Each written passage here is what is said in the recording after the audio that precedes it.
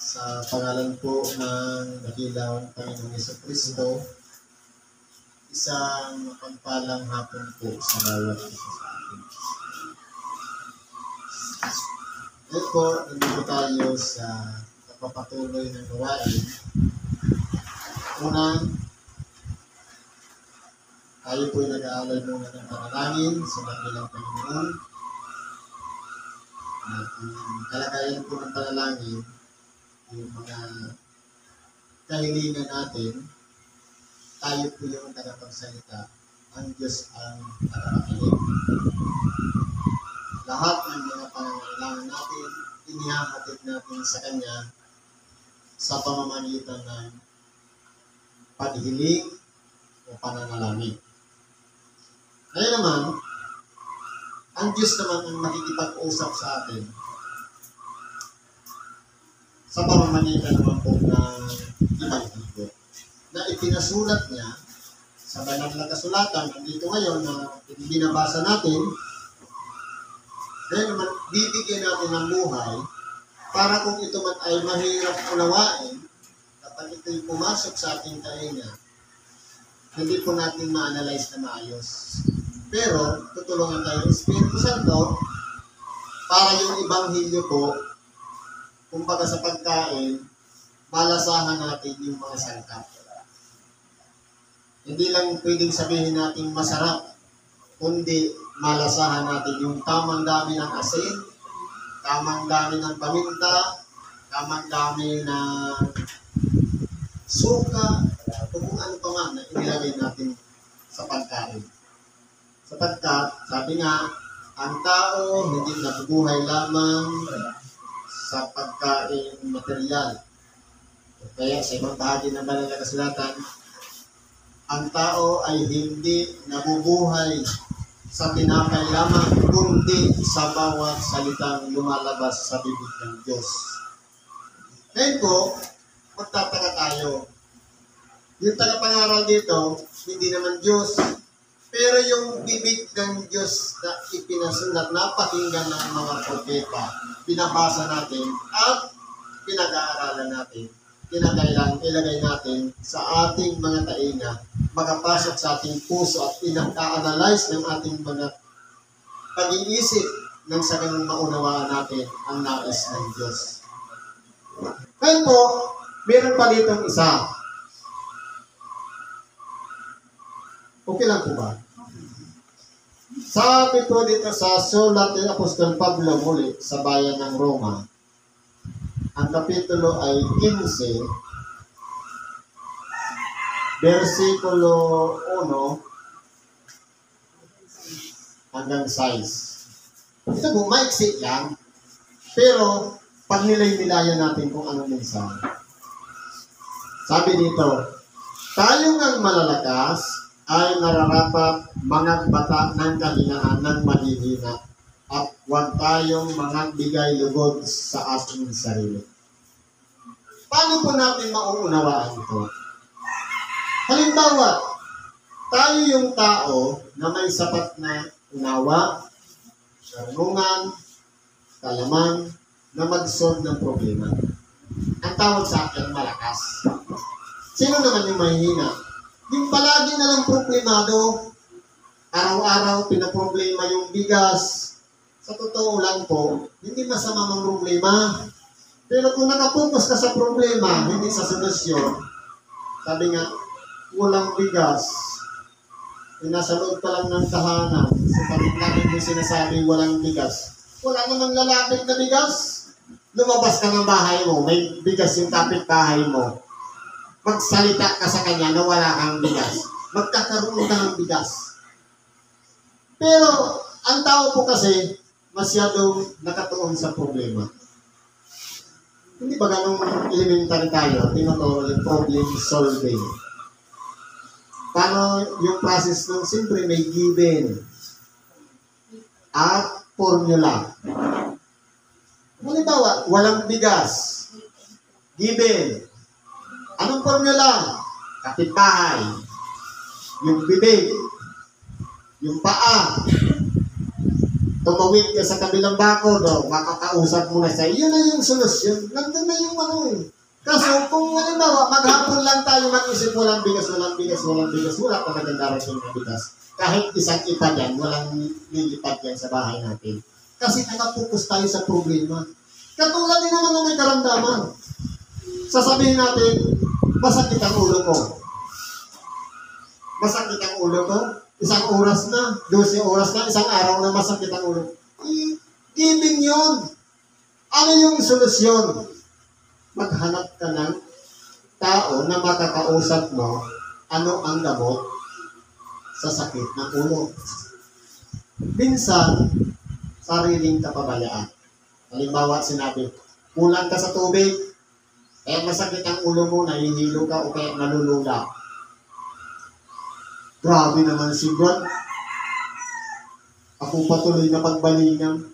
Hindi ba na totoo naman talaga? Kung titingnan natin ang katawan natin, nasaan banda ang ulo? Nasa taas. Paano aakyat ang dugo kung wala ng tubig ang katawan? Anong mangyayari? Puro hangin. Siyempre, sasakit ang ulo. Painumin natin ng tubig para yung dugo makaakyat. Di ba ga? Katulad na halimbawa yung water pump kayo. Kung wala naman siyang tubig na sisip-sipin, andar ng andar, anong mangyayari? Iinit yung makina. Kaya dapat, isaalang-alang natin yung mga pagkakataon, yung mga pangyayari na kinakailangan natin masolusyonan ang mga problema. Ngayon po, inaaralan dito yung mga malalakas. Tayo ng mga malalakas ay nararapat mangagbata ng kahinaan ng mahihina. Kinakailangan tayong malalakas hanggang tayong magsakripisyo alang-alang sa mga taong mahihina. Halimbawa, may kaloob ako sa paggamot o sa paghilot.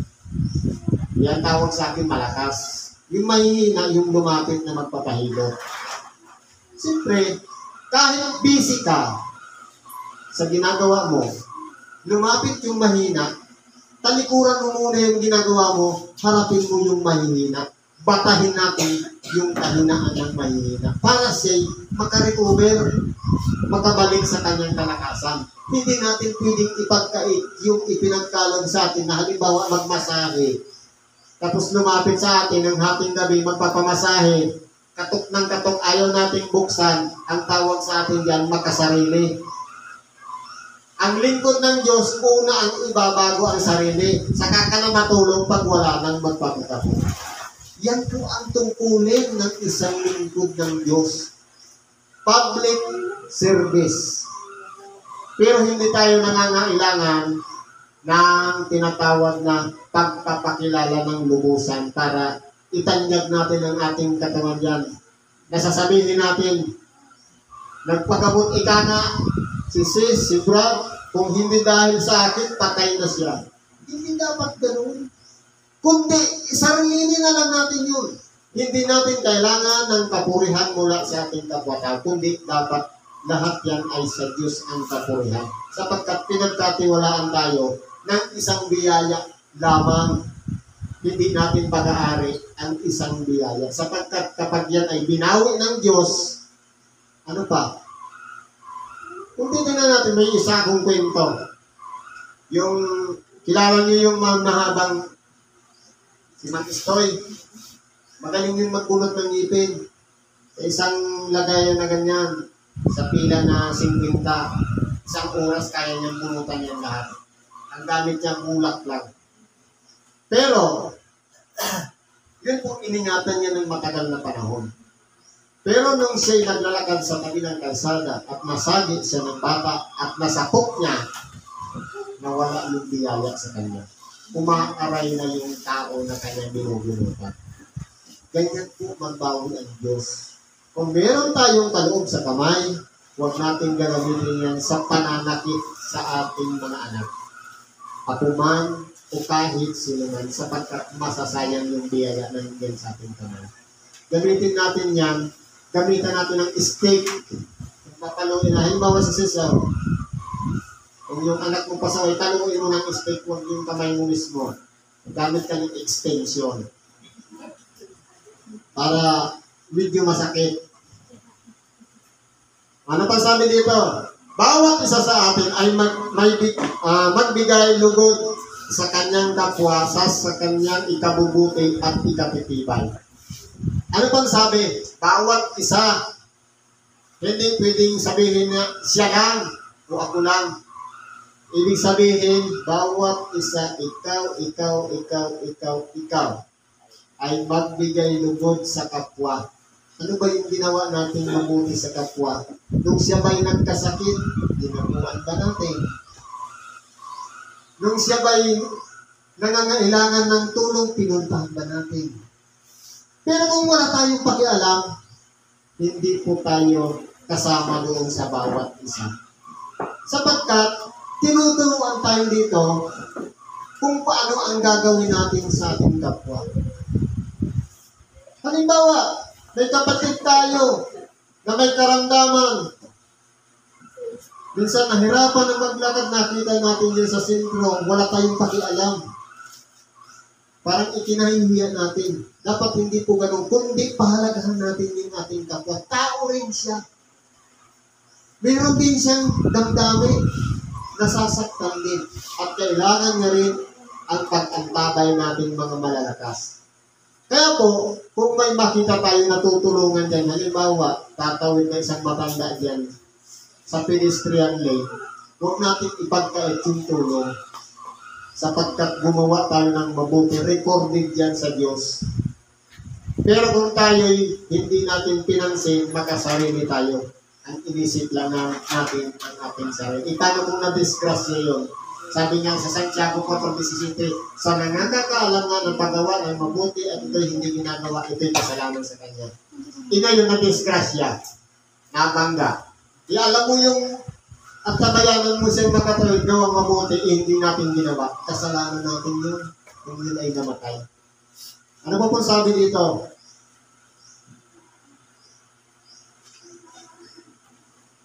Sapagkat si Kristo man ay hindi nagbigay lugod sa kanyang sarili. Totoo po, lahat ng mga tao na lumapit kay Kristo, na nakinig ng kanyang aral o ibanghilyo, ay hindi po ang ating dakilang Panginoon nagbigay lugod sa kanyang sarili, na inarit niya yung aral. Kundi, yan ay, sabi niya, mula sa kanyang Ama, ang kanyang mga sinasabi at ginagawa. Tumulong siya sa may mga karamdaman. Hindi para itanyan. Hindi para itaas ang kanyang sarili, kundi palaging itinataas niya ang Diyos, ang kanyang Ama. Sana ganun din po tayo. Kung tayo may kapirasong bagay na nagawa sa kapwa, natulungan natin yung kapwa, hindi natin kailangan na sagutin tayo. Nabigyan tayo ng medalya o kapurihan o karangalan dahil sa ginawa nating mabuti. Manatili yung lihim sapagkat ang Diyos na hindi natin nakikita ang magkakaroon sa atin ng gantimpala. May ganti na may kasama kang pagpapala. Kaya po, para tayo maging mabuting isang lingkod, ang lahat ng ginawa nating kabutihan, ginawa ng kanan, huwag nang malaman ng kaliwa. Halimbawa, naglimos ka dun sa pili, huwag mo ipagkwento sa naga. Manatili na yung lihim, Diyos na lang ang nakakaalam. Sapagkat natatarot niya ang ating pag-iisip. Ang Diyos po, nandyan lang, nakikita tayo. Minsan nga, kung ginagawa natin, alam na natin yung mga mabuti, hindi pa natin ginagawa, nahahabag siya sa atin. Sasabihin, ang tigas ata ng ulo ng taong yan. Ilang beses ng pinag-aralan, hindi pa rin nagbabago. Hindi pa rin itinutuwid ang kanyang sarili. Palagi naman siya nagsisimba. Pero pag uwi sa tahanan, nililibak naman yung kapwa. Sabi nga, sa pagbabalik ng ating dakilang Panginoon, hindi na tayo pwede din mag-apela. Anong apela? Sabi, Panginoon, nangaral naman ako ng mabuting balita, nakasama mo. Nagpagaling din naman ako ng karamdaman. Anong sabi ng aking dakilang kanin? Magsilayo kayo sa akin, hindi ko kayo na nakikilala.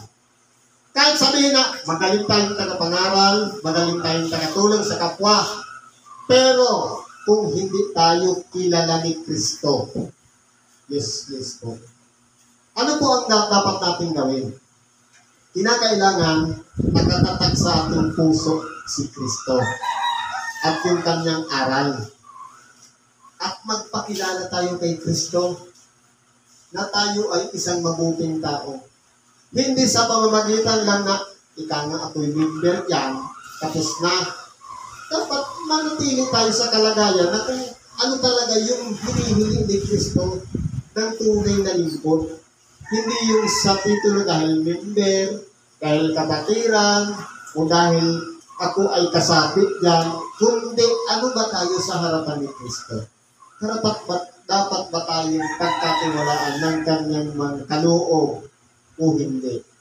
Kung tayo'y gumaganap lamang ng pagsamba dahil kulang sa tao, dahil kulang sa tagapakinig, dahil miyembro ako, hindi po, ano tayo sa harapan ni Kristo? Tayo ba'y karapat-dapat na isang lingkod na pagkakatiwalaan ng kanyang mabuting balita na ito'y gagamitin natin sa ating pang-araw-araw na pamumuhay sa pamamagitan ng pagpapakabuti bilang isang tao. Kaya po, kung tayo po ay tinuturuan ni Kristo, nagbigay po siya ng halimbawa, hindi siya nagbigay lubod sa kanyang sarili. Dapat ganun din po tayo. Kundi gaya ng mga nasusulat, ang mga pag-alipos na ng mga nag-alipos na sa iyo ay nangahulog sa akin. Inako lahat ni Kristo. Yung mga karamdaman natin, dinala niya dun sa krus ng Kalbaryo. Ang mga kasalanan natin na dapat sana tayo ang parusahan, pero inako lahat ni Kristo. Kaya, ano mo ang gagawin na lang natin? Manalig tayo sa ginawa ni Kristo, kaya siya nagpapako sa krus dahil sa bawat isa sa atin. Ano ang gagawin natin? Kailangan lang natin akuin na sasabihin sa ating sarili, ako ay isang taong makasalanan, makapagkasalanan. Mahirap sabihin dahil may pride, pero kung tayo'y humihingi ng tawad, ito na yung paraan ng pagpapakumbaba na handa natin isuko ang ating sarili sa harapan ng Diyos. Ano ba pong sabi dito? Sapagkat ang anumang mga bagay na isinulat ng una ay nagasulat dahil sa ikatututo natin. Halimbawa, napakarami tayong mga natutunan. Lumang tipan, bagong tipan, yan ay nagasulat para sa ikatututo natin. Pero, sabi nga, the best teacher in our life is no other than experience. Halimbawa, sasabihin, ang bawal, huwag ikangang magbasa kapag pagod. Period. Ngayon, matigas ang ulo, ginawa. Nung natigas na yung kamay, dahil na-experience niya, magtatanda na yun.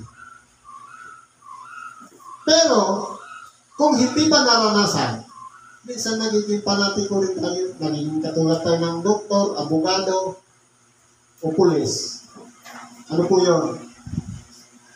Yung doktor, katamang nila, to see and prove is to believe. Kahit yung abogado, pues, kinakailangan, kung nakita mo, patunayan mo, i-prove mo. Kahit yung mga scientist, ganoon din. Pero, sa harapan ng Diyos, baliktad. Believe it first and you will see.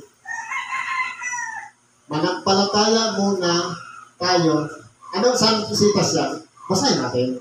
Sabi sa Marcos 11:24, ganito po nakasulat. Kaya nga, ang sinasabi ko sa lahat, sa inyo, para po sa lahat ito, ang lahat ng mga bagay na inyong idinadalangin at hinihingi Lahat ng dinadalangin, walang exempted yan. Yan man ay problema sa sariling pamilya, sa kasintahan, sa pambababae ng asawa, o kung sa ano pa man, mga problema, nasa lahat, walang exempted. Ang lahat ng inyong mga bagay na inyong idinadalangin, hinihingi ay magsisampalataya kayo na inyong tinanggap na at inyong kakamtin. Halimbawa, may karamdaman tayo. Kinakailangan sumampalataya muna tayo, magaling na tayo, at saka ipagkakaloob. Ganyan ang proseso ng Diyos. Pero sa tao, sabi ni Tomas, hanggang hindi ko makita ang butas sa kanyang mga kamay at ang butas sa kanyang talimiran at hindi ko maisuot ang aking daliri, hindi ako maniniwala na buhay ang Panginoon. Ganyan ang tao. Pero sa Diyos, kinakailangan sumampalataya muna tayo at ipagkakaloob sa atin. Kung tayo halimbawa, may masakit sa katawan, sumampalataya tayo na pinagaling na tayo ni Kristo at gagaling tayo. Sumampalataya tayo na mabuti o bumait na ang asawa natin na siya ay ng babae o nagsugal o gano'n. Tuminok na, sumampalataya, mangyayari yun. Dahil ang pananampalataya may kapangyarihan po yung baguhin ang sino mang mga idinudulog natin sa panalangin. Pero ang problema, bakit ika nga isang buwan na akong nanalangin, isang taon na akong panalangin para malayo ang Diyos. Marahil may balakid. Anong sabi? Malaki ang nagagawa ng pananalangin ng isang taong matuwid. Siguro, hindi ka nagsisisi ng kasalanan. Kaya, malayo ang pakiramdam mo. Hindi ka connected kay Lord. Pero kung tayo po ay malinis ang kalooban, nakapagsisi ng ating mga kasalanan pa, hindi po siya malayo. Malapit lang siya. Tatawagan lang natin siya. Tayo lang po ang nagpapalagay na malayo dahil walang pruweba na nangyayari yung mga panalangin natin. Kaya po sabi dito, loobin nawa ng Diyos ng pagtitiis. Sabi dito, sapagkat ang anumang mga bagay na isinulat ng unay na nasulat dahil sa ikatuturto natin, totoo po, upang sa pamamagitan ng pagtitiis at pag-aliw ng mga kasulatan ay magkaroon tayo ng pag-asa. Totoo po, yung mga kasulatan ang nagbigay sa atin ng pag-asa. Dahil ang alam lang natin, ang tao, pagkatapos ipanganak, magiging bata, dahil alam kayo ng magulang, mag-aaral, magkakatapos, mag-aasawa, magpapamilya, magkakaroon din ng anak, hanggang sa tumanda, tapos namatay. Parang ganoon lang. Hindi tingnan natin, ang cycle lang tao. Pare-parehas lang. Mula pagkabata, papuntang kamatayan, lahat yung pinagdadaanan. Meron dyan na, minsan maaga pa namatay na. Pero pare-parehas lang. Kung titingnan natin, sa kalagayan natin mga tao, kinakailangan yung kasulatan na magbibigay sa atin ng tinatawag na mga para sa ikatututo natin. Kinakailangan pagtiisan natin ang sumunod, bagamat tayo'y nahihirapan ng mabuhay, lalong-lalo na kung nagkakailag na, minsan marami ng mga sakit-sakit sa katawan. Kaya po, kinakailangan natin ng pagtitiis at pag-aliw ng mga kasulatan. Pagamat may masakit tayo, kapag nakakarinig tayo ng Ebanghelyo, ang feeling natin para tayong bata, na tayo ay isang musmus pa, sapagkat katawan lang po ang kumukulubot, ang nagkakaedad, katawan lang. Pero ang nasa loob niyan, bata, patitigan mo ang katabi mo sa mata. Bata ka yan. Wala pang matanda dyan. Diba? Yung smell pa lang isa. Upang kayo, binawa ng Diyos ng pagtitiis at pag-iliw na kayo ay magkaisa ng pag-iisip sa isa't isa ayon kay Kristo Jesus. O hilingin natin na loobin ng Diyos na tayo magkaroon ng isang pag-iisip o ng pagtitiis at paggiliw. Kaya po, hinihingi lahat yan sa Diyos upang kayo na may isang pag-iisip sa pamamagitan ng isang bibig ay luwalhapin ninyo ang Diyos at Ama ng ating dakilang Panginoong Jesucristo. Kaya po, para maging matibay ang pagsasamahan ng isang grupo man o isang iglesia na nagkakaisa sa isang hangarin na walang iba pahalagahan ang kapwa, ang isa't isa. Ibig sabihin, meron tayong pagtitinginan bilang nagtuturingan tayong magkakapatid. Kapag halimbawa, 10 tayo o kaya 15 o kaya 20 sa isang grupo, may isa lang na hindi makadako ng templo, kung tayo may pagpapahalaga, pupuntahan natin siya. Ano ang dahilan niya? Bakit hindi siya nakadako? Halimbawa, alamin natin, ano ba problema? Baka wala siyang pamasahe. Baka may sakit. O, kung tayo po ay nangakaaliwan at nangagtitiisan sa isa't isa at pinapahalagahan natin ang isa't isa, nakasunod tayo, na po tayo sa kalooban ni Kristo. At tayo naman po ay hindi tayo pababalaan ng Diyos. Kapag tayo ay sama-sama na nagkakaisa, sa pamamagitan ng isang bibig, maluwalhapin natin ang Diyos at ganoon din ang Ama ng ating dakilang Panginoong Jesucristo na nahabag sa atin at pinagkalooban niya tayo ng pag-asa na mabuhay at magsama-sama dito sa ibabaw ng sanglibutan. Hanggang dito na lang po ang may babahagi natin.